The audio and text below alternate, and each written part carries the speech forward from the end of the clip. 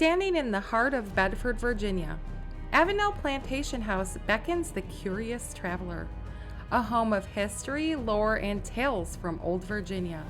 Inside lies a story so deep and full of life, death, hope, and despair.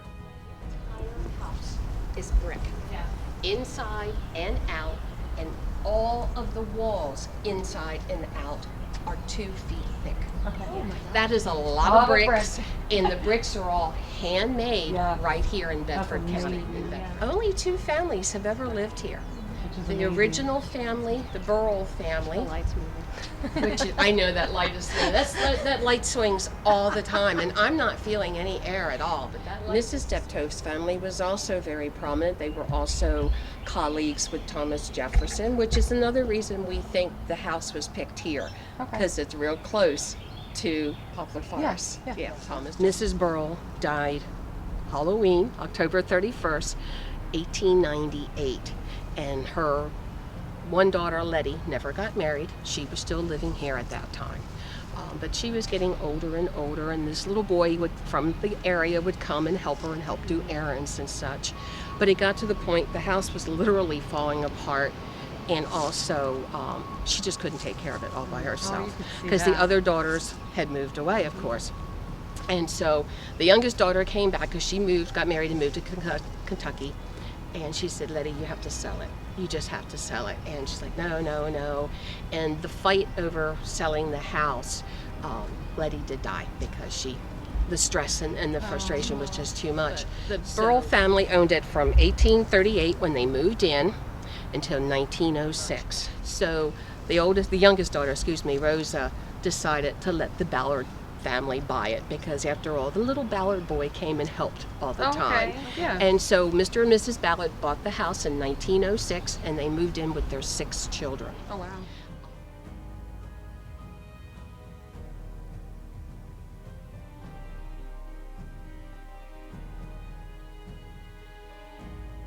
Passing through the elegant front doors, Avenel gives us soul-deep glimpses of days gone by. Thoughts of blazing hearth fires, laughter, and good company tease our senses. If you close your eyes, you can almost smell the tantalizing aroma of roasted meat and fine tobacco. As you can see, this is the dining room. This has always been the dining room. Okay. And this lovely lady over the fireplace is Mrs. Burwell. She was also known as Old Miss. That's what the slaves called her and what the whole community called her, because Mr. Burwell was a politician. And what do politicians do? They're always gone. So she had to run this plantation with her children all by herself. She ran the family business, basically. And they never got the recognition. No, they don't, and then she and her husband are the ones that designed and built this home. In other words, they drew up the plans, what they wanted. But this is their dining room. All of the glass in the house, except for a few panes that got damaged in that earthquake, are original. All of the floors are original. I was going to ask. All of the walls are original. And you can see they are. How wide all the walls are in this house. This is the front entrance. This is what they would have come in to see the Burwell family. That entrance on the side, right facing Avenel, is the in-laws section. When you go up those steps, it goes to Mrs. Steptoe's and her son's bedrooms. So it was your first in-law house. So they always talk the mother-in-law house. Yeah, well, mother-in-law. They attached it. Keep them in there. That's right. Well, they would have shared all the downstairs rooms together. However, during this period of time, most of the time the women would have stayed upstairs. The only time they would have really come down was to have their meals. This is where they would have done all their entertaining. This would have been where they did all of their balls. This is also where their third daughter, Franny, got married in this room. The pieces of furniture that are original to the house, there's 2 of them in the foyer and 1 here. Anything that you see that's marble top is original to the house. Any of that. And then here are some of the original. This is when the daughters joined the Confederacy. Oh, wow. Daughters of the Confederacy. Yeah. And then some of the correspondence and things that they did with their business, because it was a working plantation. Okay. I will point out this hallway is usually very active for paranormal activity. Okay. So this is one of the areas. Well, we had a group that was in here and they were all standing, all of them were right here in this spot when a penny came down and went through it. Now, this room would have been the library. I Okay. told you they came from England. Okay. When they came from England, they brought with them over 200 volumes of book, which I would have given anything to have been able to see one of those books. Yes. Your batteries will all of a Okay. sudden drain. Things won't, you Like take a in this room picture, or just in this room? all of it, the whole everywhere. house. Okay. You go and take a picture and you get home, it's nothing but white. Okay. They do all kinds of things. They came in and it was very solemn. They said you could have heard a pin drop. Came in, come in here, shook the man's hand, and then walked out that door. So that was part of the history of this house. Yes. Yeah, I did. A Recollection by Letty Burwell, written in A Girl's Life of Virginia Before the War, page 196. The scenes connected with the late war will recall to the mind of every Southern man and woman the name of Robert E. Lee, a name which will be revered as long as home or fireside remains in Old Virginia, and which sets the crowning glory on a list of illustrious men from plantation homes.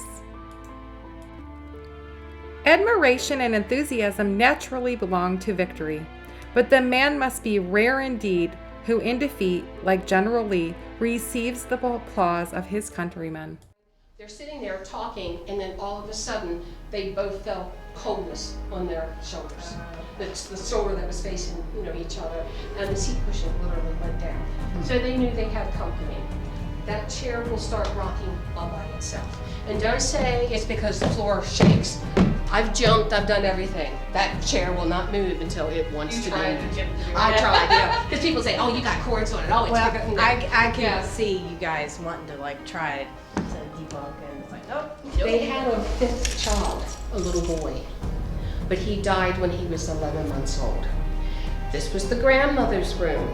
Can you imagine a little boy jumping on your bed? Okay. Because it's small and it just jumps. And so we know that. We've had people touched in this room, sweaters pulled, everything else in here.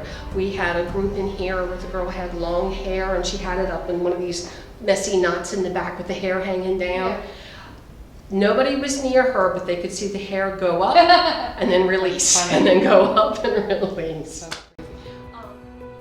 Come join us as we investigate historic Avenel Plantation. Our team from Black Raven Paranormal will use the stories, historical facts, and paranormal experiences documented over the years. Tonight, we're going to attempt to unravel the many secrets of this home. Follow us as we document and record our night spent with the ghosts of Avenel.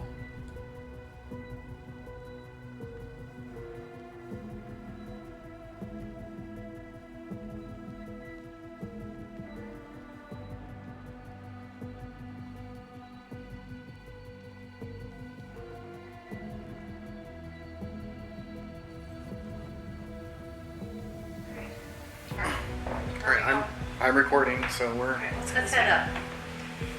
This is the in-laws side. No, that is the porch. Okay. Okay, it's cold in here too.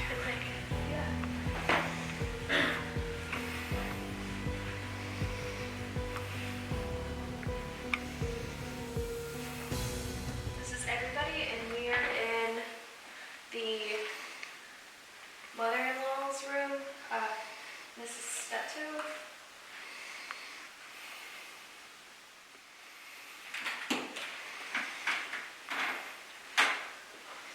Turn Eddie on.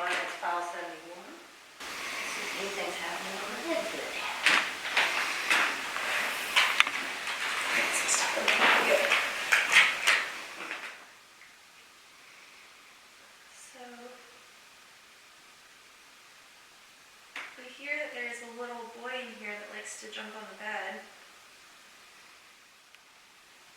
I put a box on the bed. It's a toy. You've probably not seen one of those before, but if you have, then you know it's not going to hurt you. You saw me holding it earlier, so it didn't hurt me. You can play with it. You can touch it. Oh, okay. If that's you, could you do it again?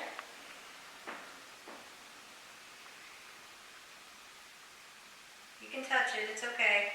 That was very good, thank you. Yeah. And what did you name your little boy? Because we can't find it, and we were trying to write about your history. So we would love it if you could tell us what the name of your little boy was.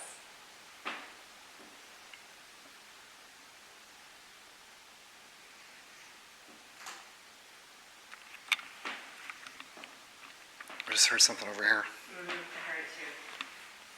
It's okay. You can come in. You can come in here and talk to us. We're just hanging out. We're just visiting.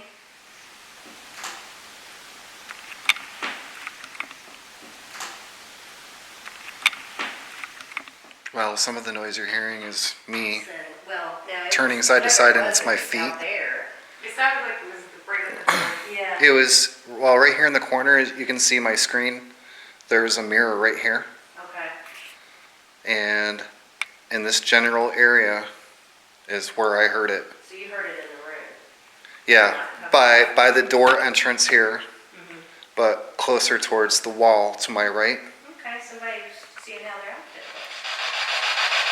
looks. Do you like us being here in your room?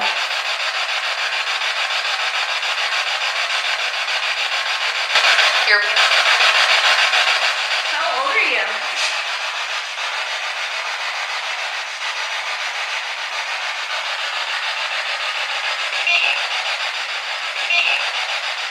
You guys want to come over to another room? Yes. We're gonna go to another room. You can talk to us in another room if you'd like. Thank you. Thank you. I'm stopping recording.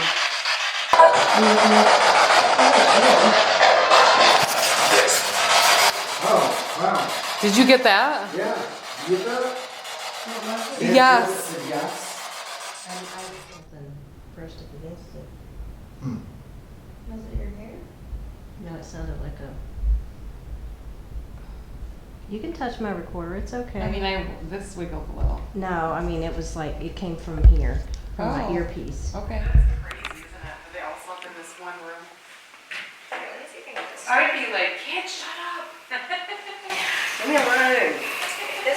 Leave me alone. Sometimes I will put in an earpiece that's connected to my recorder with the hopes that if my recorder picks up something that I can't hear with my own ear, then I can hear it through the recorder. And actually on this investigation, I heard a noise that sounded like somebody touching my recorder. And when I reached over to touch my recorder, it made the same sound. So I thought that was kind of interesting. Reasonable. I'm assuming that somebody's probably taken a metal detector through a lot of this. Well, you know the secret of Oh, look at all the island? glass from The glasses. producer there really has cool. contacted us. He wants to come and do all kinds of things here. He's very, very interested because he has been researching the Burwell family from England. Legends have that. So I was one of the first people to go into the leave room. I was doing a base rating of the house with my millimeter. And when I walked into the room, my heart started racing and I felt really, really anxious, which it was like once you walk through the doorway, instantly, really uncomfortable. Like somebody was like surprised to see you. And I don't think I've ever had that feeling in another room before. So the millimeter measures electromagnetic fields and also measures temperature. And the belief is that spirits or energy can change the or alter the magnetic fields and also can drop temperature. So if you're walking around and have a significant spike for any reason, or a significant drop in temperature for any reason, that could be evidence of something around.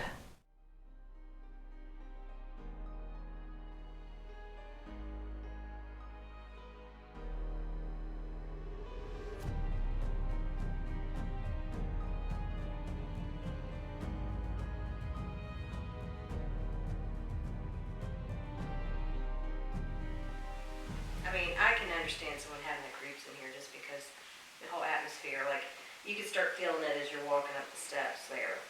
And then when you step in the room, it's definitely a different atmosphere. Well, when I came here to get the camera, it hit me like a ton of bricks. Yeah, my heart it's a sudden change. Is that you, Deb? No, it's not. It's generally. Yeah, let's do it. Let's grab the spirit box.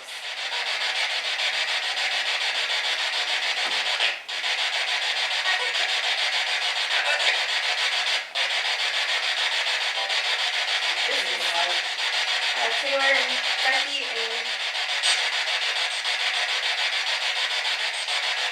who are we talking to?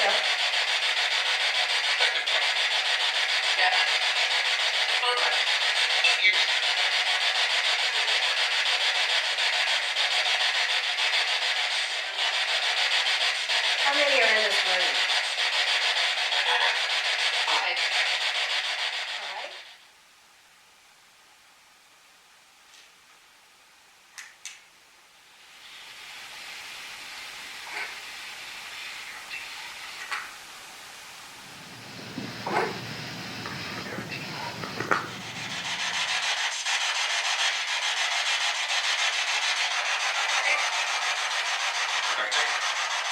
I'm gonna close the door behind you, sort of. All right, we're in the cat hallway.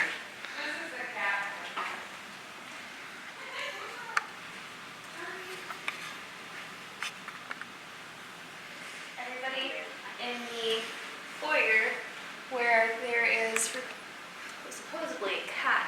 I'm actually going to put my recorder up here on the staircase.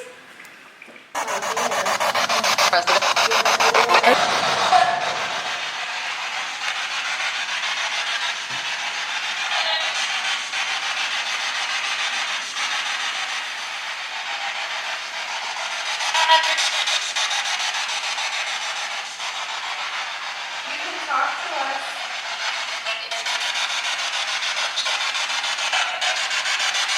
Hello?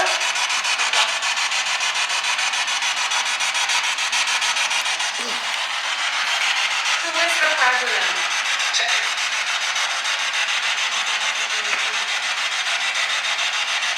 You said Teddy. Teddy Roosevelt? I guess. It's definitely very cold in The there. thing is, though, more air's coming in there, but I don't think I'd have that stuffy attic. Ugh. That stuffy feeling? Yeah. I mean, I get. See, you got that. I didn't get the stuffy. Well, and I always just I refer to the attic feeling just when I'm in a room and it's just got that heavy. That cobwebby feel. Yeah, it's just got that heavy. That cobwebby feel. Yeah, but. This is Miss Steptoe's room. Is Miss Steptoe here? I'm black. So you're not Miss Steptoe. What's your name?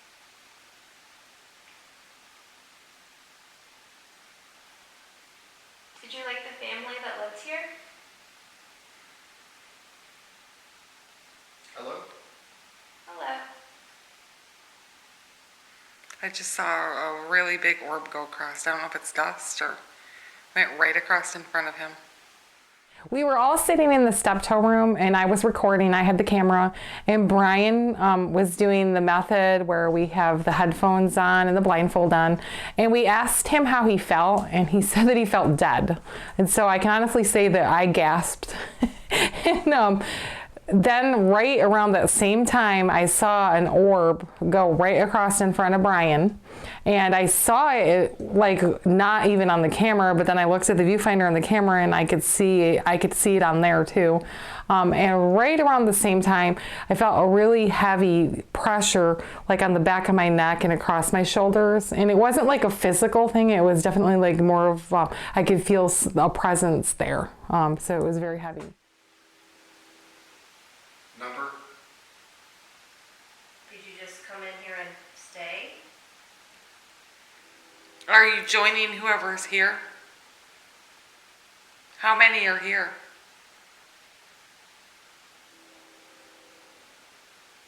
How do you feel?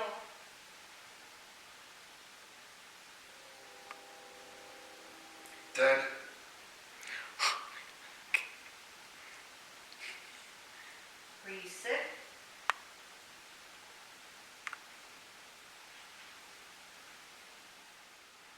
Pardon?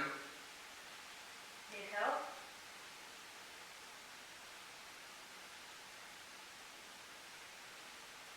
Did your Next. husband go to fight? Stop. You can stop.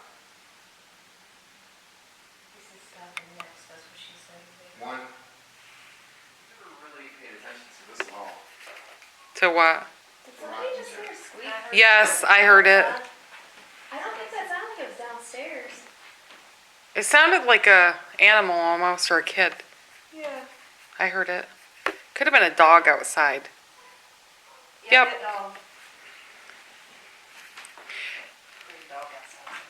I thought that's what it sounded like. Yeah, it sounded like a yelp. That's what Yes. ears are here for. That's why I'm Live here. on the top. I didn't have that. The dog was one here. They had a tag on here. It's the dog. Did anybody sit in this chair right here while someone died in the bed? I don't know. That's what I'm wondering. I felt like I should sit in this chair.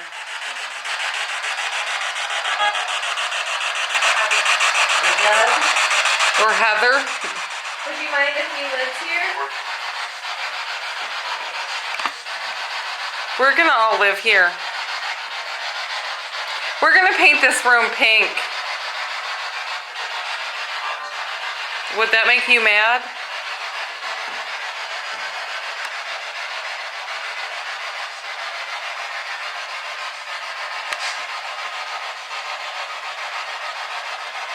Or would you prefer green?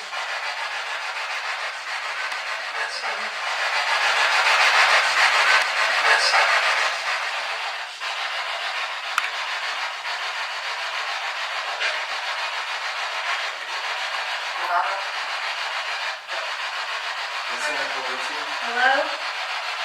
We hear you. Can you say hello again? Tell us your name, please.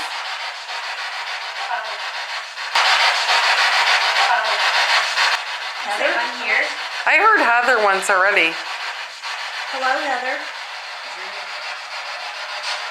Did the train bring you here?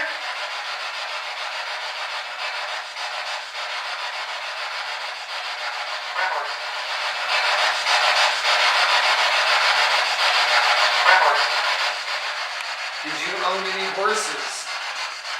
What were their names? Dixie? Dixie? I had a horse named Dixie.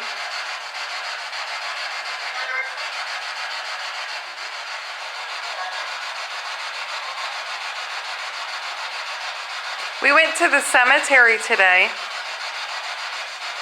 where you're all laid to rest.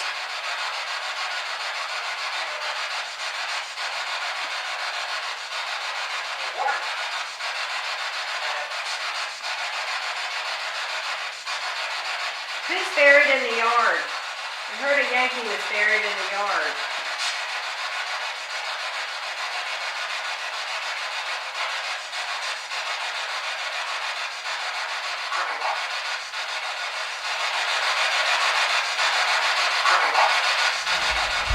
Right after the war started, one of the slaves came up to Mrs. Burwell and, oh miss, there's a dead Yankee in the yard. And she was kind of surprised. And of course, one of the daughters is writing about this. And so she's like, okay. And then the black servant said, well, we're gonna leave him there to rot. She said, absolutely not. He is somebody's son. We will give him a proper burial. So somewhere... According to records from the Pennsylvania Historical and Museum Commission, Hiram Watts enlisted with the Pennsylvania 106th Infantry, Company D, on August 26, 1861. Hiram was 25 years old, and he was from the small farming town of Canton, Pennsylvania. He enlisted with 24 other men from the same town. On September 17, 1862, his company fell under heavy enemy fire at Antietam. Several of the members of Company D were wounded, killed, or missing in action. Hiram is listed as deserted at Antietam, September 17, 1862, in the face of the enemy. We could find no records that Hiram ever returned home or was buried anywhere. Could he be the mystery soldier buried at Avenel? You decide. We could feel you in this room earlier, and we want to know why it was so hard for people to come in here.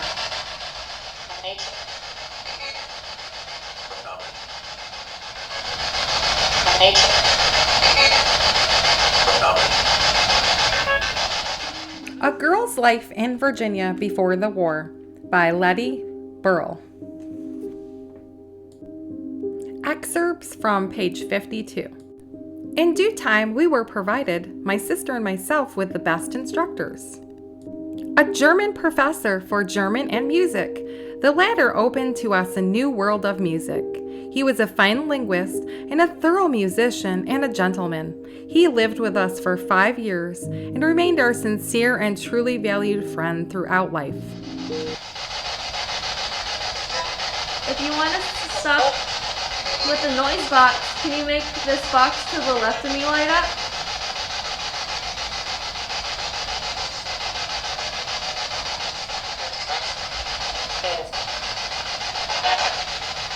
Is that a yes?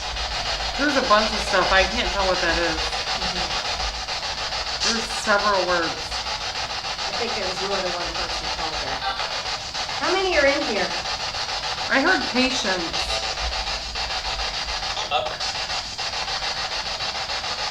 Get up.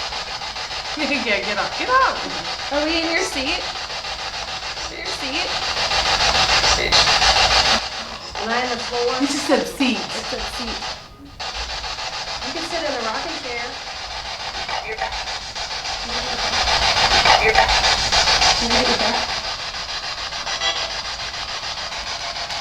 Do you want us out of your room?